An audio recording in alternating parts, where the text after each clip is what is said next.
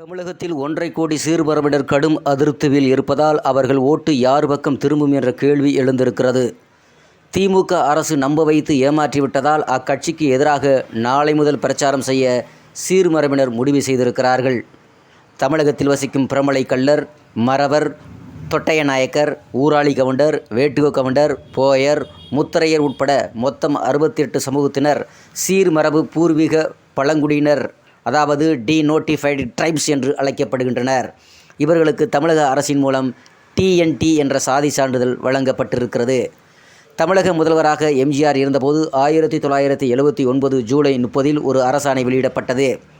அதில் 69 சமூகத்தினருக்கு வழங்கப்படும் DNT என்ற சாதி சான்றிதழுக்கு பதில் DNC என்ற சாதி சான்றிதழ் வழங்கப்படும் என தெரிவிக்கப்பட்டது.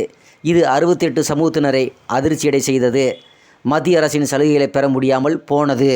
இதை அடுத்து 1980 பிப்ரவரி 1 அரசாணையை எம்ஜிஆர் ரத்து செய்தார். அதன் பின்னரும் கூட 68 சமூகத்திற்கும் தமிழகத்தில் DNT சாதி சான்றிதழ் வழங்கப்படாமல் TNC என்று சான்றிதழ் வழங்கப்பட்டது. இந்நிலையில் 2019 மார்ச் 3 அதிமுக ஆட்சியில் முதல்வராக இருந்த எடப்பாடி பழனிசாமி அவர்கள் ஒரு அரசாணை வெளியிட்டார். அதில் 68 சமூகத்தைச் சேர்ந்தவர்களுக்கும் மத்திய அரசின் சலுகைகளை பெற DNT என்று, மாநில அரசின் சலுகைகளை பெற DNC என்றும் சாதி சான்றிதழ் வழங்கப்படும் என தெரிவிக்கப்பட்டது. அதாவது ஒரு சமூகத்திற்கு இரட்டை சாதி சான்றிதழ் குழப்பத்தை ஏற்படுத்தியது. இது அதிமுக அரசு மீது 68 சமூக மக்களையும் அதிருப்தியடை செய்தது.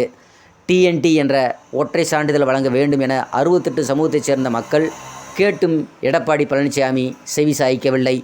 இதற்கிடையே 2021 மார்ச் மாதம் தமிழக சட்டசபை தேர்தலுக்காக பிரச்சாரம் செய்ய முதல்வர் ஸ்டாலின் ஆலங்குளம் தொகுதியில் பேசும்போது, திமுக ஆட்சிக்கு வந்தவுடன் சிறுபான்மையினருக்கு வழங்கப்படும் இரட்டை சாதி சான்றிதழ் முறையை ஒழிப்போம் என குறிப்பிட்டார்.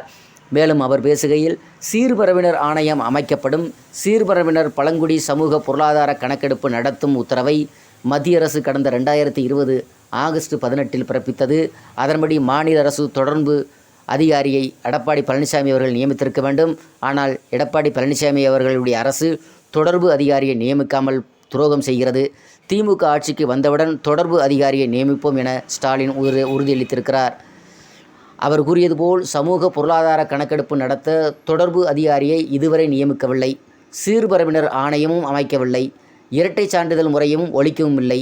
இது 68 சமூக சீர்மரபினர் பூர்வீக பழங்குடியின மக்களை அதிருப்தியடைய செய்திருக்கிறது. தமிழகத்தில் மொத்தம் 1.5 கோடிக்கு ஓட்டுக்கு மேல் இவர்களுக்கு இருக்கிறது. முதல்வர் ஸ்டாலின் கொடுத்த வாக்குறுதியை நிறைவேற்றவில்லை என கூறி நாளை முதல் தமிழகம் முழுவதும் சீர்மரபினர் திமுகவிற்கு எதிராக பிரச்சாரம் செய்ய முடிவு செய்திருக்கிறார்கள். அதனால் 1.5 கோடி சீர்மரபினர் ஓட்டு யாருக்கு என்ற கேள்வியும் எழுந்திருக்கிறது. இதுகுறித்து சமூக நீதி கூட்டமைப்பு மாநில ஒருங்கிணைப்பாளர் ராமசாமி கூறுகையில், திமுக அதிமுகவிற்கு நாங்கள் ஆதரவு தெரிவிக்கப் போவது இல்லை. எங்கள் கூட்டத்தில் முடிவு செய்திருக்கிறோம். மாறாக அவர்களுக்கு எதிராக நாளை முதல் பிரச்சாரம் செய்ய இருக்கிறோம். எங்கள் ஆதரவை பாஜக கட்சிக்கு கொடுக்கலாமா என ஆலோசித்து வருகிறோம் என்று குறிப்பிட்டார்.